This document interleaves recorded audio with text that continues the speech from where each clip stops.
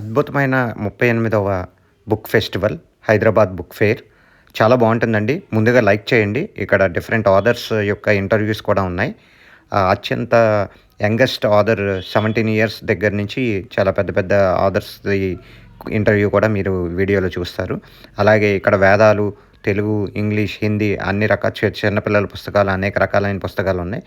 మీరు ఆహ్, మధ్యాహ్నం వెళ్తే మీరు లంచ్ కూడా అక్కడే చేయొచ్చు. ఇక్కడ డిఫరెంట్ స్టాల్స్ ఉన్నాయి డిఫరెంట్ కాస్ట్ తోటి. అలాగే స్వీట్స్, ఇంకా స్టేషనరీ అవన్నీ ఉన్నాయి.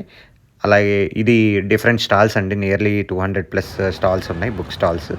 ఇది ఎన్టీఆర్ గార్డెన్స్‌లో ఉంది. ఇప్పుడు మీరు చూస్తున్నది వేదాలు కంప్లీట్ సెట్ అండి. చతుర్వేదాలు. ఇది తెలుగులోకి అనువదించబడిన వేదాస్. చాలా పెద్ద సైజులో ఉంటాయి. హలో ఎవరీవన్, నేను తెలుగు పుస్తకం తనే నా ప్రేమకు చిరునామా పుస్తక రచయిత లౌషిక్ తేజాని. ఈ బుక్ ఒక BTech love story. Not only love story, ఒక అందమైన 4 ఏళ్ల బీటెక్ జీవితాన్ని నేను పుస్తకంగా రాశాను. అందులో ఒక మెయిన్ క్యారెక్టర్ యొక్క ఇంట్లో ఒక సన్నివేశాలు, మధ్యతరగతి కుటుంబం మధ్య జరిగే సన్నివేశాలు, మరియు ఒక అందమైన ప్రేమ కథ, అందులో కొన్ని స్నేహభావాలు అండ్ బీటెక్ అంటే మొత్తం అన్నీ ఉంటాయి కాబట్టి అప్స్ అండ్ డౌన్స్ అన్నిటినీ చూపిస్తూ లైఫ్ అంటే ఏంటో నేను నేర్పించి వెళ్ళే ఆ బీటెక్ని అందంగా చూపించాను అనమాట. అండ్ దీంట్లో ఇండియన్ ట్రెడిషన్స్ని కూడా కలిపి రాశాను. If you are interested, I'm here in Hyderabad book fair, stall number 361. Thank you. మీరు ఏం చేస్తున్నారు ప్రజెంట్? నేను present BTech final year student sir, 4th చదువుతున్నాను. ఎంత ఈ book cost? Book cost 299. Here we have discount also. Thank you. నమస్కారం అండి. ఇది ఈ గ్రంథం ఆలయ జీర్ణోద్ధరణ మహాకుంభాభిషేకం అనేటువంటి గ్రంథం.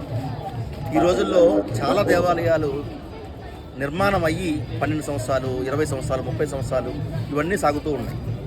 చాలా దేవాలయాలు జీర్ణమైపోతూ ఉన్నాయి. జీర్ణమైపోయిన దేవాలయాలని మనం ఎవరు పట్టించుకోవట్లేదు. ఎవరికి వాళ్ళు కొత్త దేవాలయాలు కడుతున్నారు. పాత దేవాలయాలను జీర్ణోద్ధరణ చేసేటువంటి కలిగే ఫలితం ఆగమ శాస్త్రాల్లో ఏం చెప్పారంటే, ఒక కొత్త దేవాలయం నిర్మిస్తే ఎంత ఫలితం వస్తుందో అటువంటి 8 దేవాలయాలు నిర్మిస్తే ఎంత ఫలితం వస్తే ఒక్క పాత దేవాలయాలను జీర్ణోద్ధరణ చేస్తే అంత ఫలితం వస్తుందని చెప్పని ఆగమ శిల్పశాస్త్రాలు చెప్తూ ఉన్నాయి. అటువంటి ఎవరో ఈ మధ్య ఆచార్యులు ఎవరో చెప్పారు యూట్యూబ్లో, ఒక ఓల్డ్ టెంపుల్ రెనోవేషన్ చేస్తే 1000 టెంపుల్స్ కట్టినట్టు అని అన్నారు. అది 1000 అండి, 8 అండి?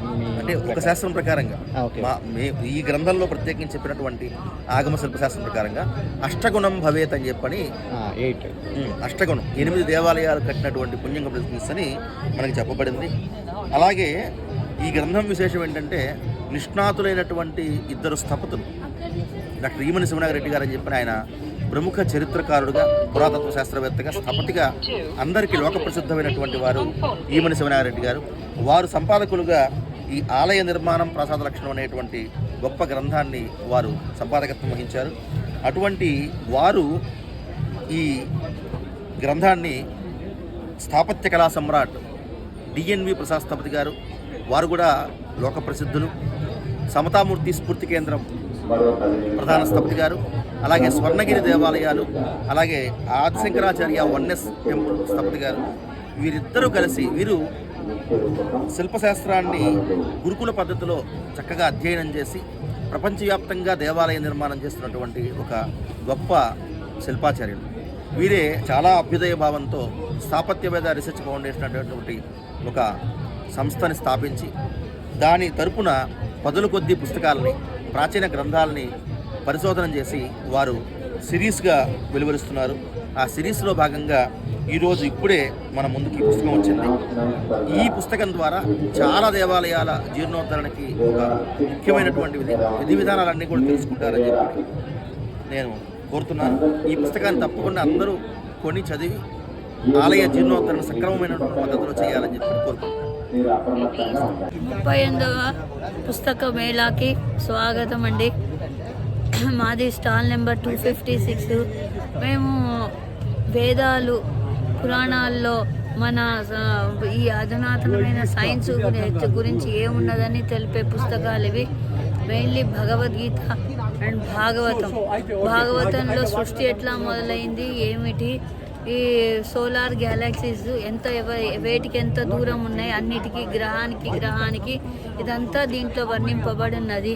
తర్వాత భాగవతంలో మనిషి ఎలా పుట్టడం జరిగింది, ఈ ప్రపంచం అనేది ఎలా వచ్చింది అనేది తెలుపబడింది. ఇదంతా భాగవతంలో మనిషి ఎలా పుట్టాడు, ఆత్మ అంటే ఏంటి, మనకి దేవుడికి గల సంబంధం ఏమిటి, గ్రహాలు ఎక్కడున్నాయి, తర్వాత ఈ అవతారాలు ఏంటి, దేవుడు ఎందుకు వచ్చాడు, వీటన్నిటి గురించి ఈ భాగవతం అనే గ్రంథంలో తెలుపబడింది. ఈ భాగవతం అనేది వ్యాసుల వారు రాశారండి.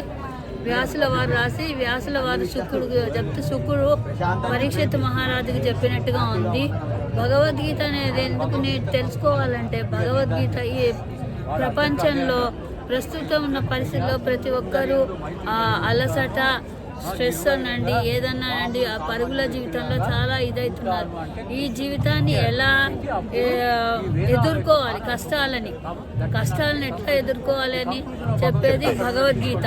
ఎందుకంటే అర్జునుడు కూడా ఇదే అన్నాడు, నేను చెయ్యము, నేను యుద్ధం చేయను, నాకు అవసరం లేదు, ఈ రాజ్యం అక్కర్లేదు, ఏమక్కర్లేదు అని. అయితే కృష్ణుడు చెప్పాడు ఎందుకు చేయాలి, కర్మ ఎట్లా చేయాలి, ఎవరి కోసం చేయాలి, ధర్మం ఎట్లా స్థాపించబడుతుందనే దాని గురించి భగవంతుడు అందరికీ చెప్పాడు.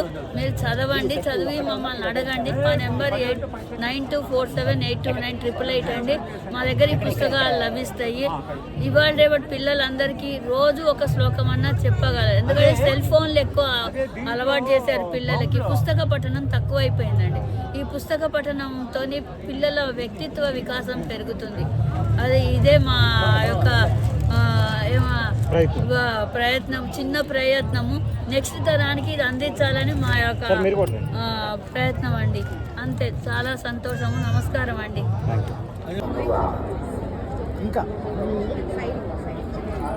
నా పేరు కందుకూరి వెంకట సత్య బ్రహ్మాచార్య. నేను తిరుమల తిరుపతి దేవస్థానం వేద పాఠశాలలో ఆగమశాస్త్రాన్ని అధ్యయనం చేశాను. ఆగమశాస్త్రం అంటే ఆలయ నిర్మాణం మొదలుకొని ఆ ఆలయం కుంభాభిషేకం జరగడం, ఉత్సవాలు, ప్రతిష్టలు, అర్చనలు, ప్రాయశ్చిత్తాలు జరిగేటువంటి ఒక మూల గ్రంథాలు. అటువంటి ఆగమశాస్త్రం చదువుకున్నటువంటి నేను ఈ తరం వారికి అందరికీ అర్థం అవ్వాలి అంటే ఆలయాలంటే ఏంటి, ఆగమాలంటే ఏంటి, ఆలయాలకి ఆగమాలకి ఉన్నటువంటి అవినాభావ సంబంధాన్ని గురించి ఈ ఆలయములు ఆగమములు అనేటువంటి గ్రంథాన్ని రచించాను.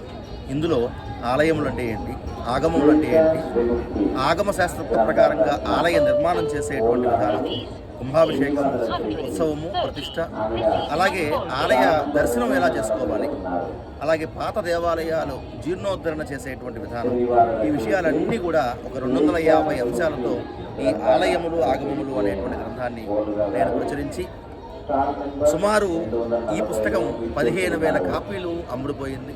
ఇప్పటికీ 5-6 రీప్రింట్లు జరిగిందంటే ఆలయాలకి ఆగమాలకి మన జనాల్లో ఉండేటువంటి ఒక మక్కువ ఎంతో అనేటువంటి విషయం తెలుస్తుంది. అలాగే ఈ ఆలయ వేదం అనేటువంటి పుస్తకం విశేషం ఏంటంటే, వేదం అంటే తెలుసుకోదగింది అని అర్థం. మరి ఆలయం గురించి తెలుసుకోదగినటువంటిది ఆలయ వేదం. మనం సాధారణంగా గుడికి వెళ్తున్నాం, దేవుడిని దర్శనం చేసుకుంటున్నాం, క్యూలో వెళ్ళిపోతున్నాం, తోసుకుంటున్నాం, వస్తున్నాం, బయటకు వస్తున్నాం, ప్రసాదం తీసుకుంటున్నాం, తింటున్నాం, కూర్చుంటున్నాం, బయటకు వచ్చేస్తున్నాం. కాసేపు విశ్రాంతి దొరికినా కాసేపు విశ్రాంతి చూసుకుంటున్నాం. కానీ ఆలయాన్ని దర్శించే విధానం ఏంటి? గోపురం దగ్గర నుంచి మనం లోపలికి ప్రవేశించి ఒక్కొక్క భాగం, ఆలయం అంటే కేవలం నిర్మాణం మాత్రమే కాదు, ఆ ఒక్కొక్క భాగంలో ఒక్క విశేషమైనటువంటి అంశాలు ఎన్నో దాగి ఉన్నాయి. అటువంటి ఆలయ రహస్యాలన్నింటినీ అతి సులభంగా తెలియజెప్పేటువంటి విధానంగా ఈ ఆలయ వేదం అనేటువంటి పుస్తకాన్ని రచించాను. ఈ పుస్తకం కూడా ఇప్పటికీ ఒక 5,000 కాపీలు ప్రచురణ అయ్యింది.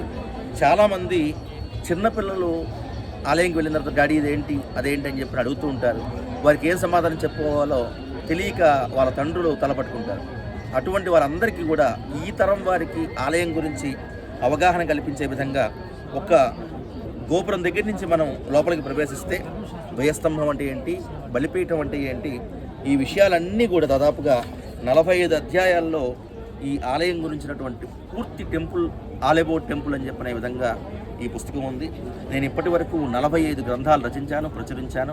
అవన్నీ కూడా Sthapatya Veda research foundation stall number 257లో హైదరాబాద్ బుక్ ఫెస్టివల్లో చోటు చేసుకున్నాయి. చాలామంది వస్తున్నారు, ముఖ్యంగా ఈ పుస్తకాలు అడుగుతున్నారు. ఇదైతే ఎన్సైక్లోపీడియా ఆఫ్ టెంపుల్ అని చెప్పొచ్చు, ఇదేమో ఆల్ అబౌట్ టెంపుల్ అని చెప్పొచ్చు. ఈ 2 పుస్తకాలు చాలా విరివిగా ఇంకా మన ప్రజల్లోకి వెళ్ళాలి. మీరందరూ వీటిని అందరూ తీసుకెళ్తారని కోరుకుంటూ సెలవు. Hello everyone, my name is Vaishnavi. I'm 18 years old and I started my writing journey when I was 12.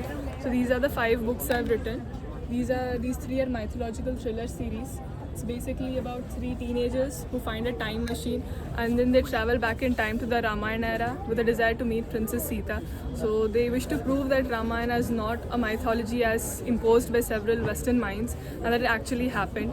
So what they discover in the city of Mithila, whether they're able to meet Princess Sita or not, is what I've written in these series.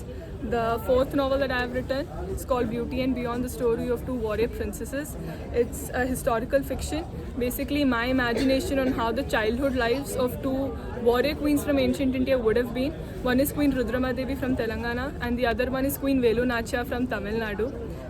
Then my latest novel, my 5th novel, is Self-Help, Control, Alt, Achieve. It's basically a story of friendship. It's about 2 boys who navigate through life. So one falls into depression, he is distracted by social media, drugs and all. And then a friend comes into his life and then how he transforms him, helps him change his destiny is what that book is about. Thank you. You are from which place? I'm from Hyderabad. Hyderabad. Okay. What you are studying now? I'm currently pursuing law from Symbiosis Law School, first year. Okay.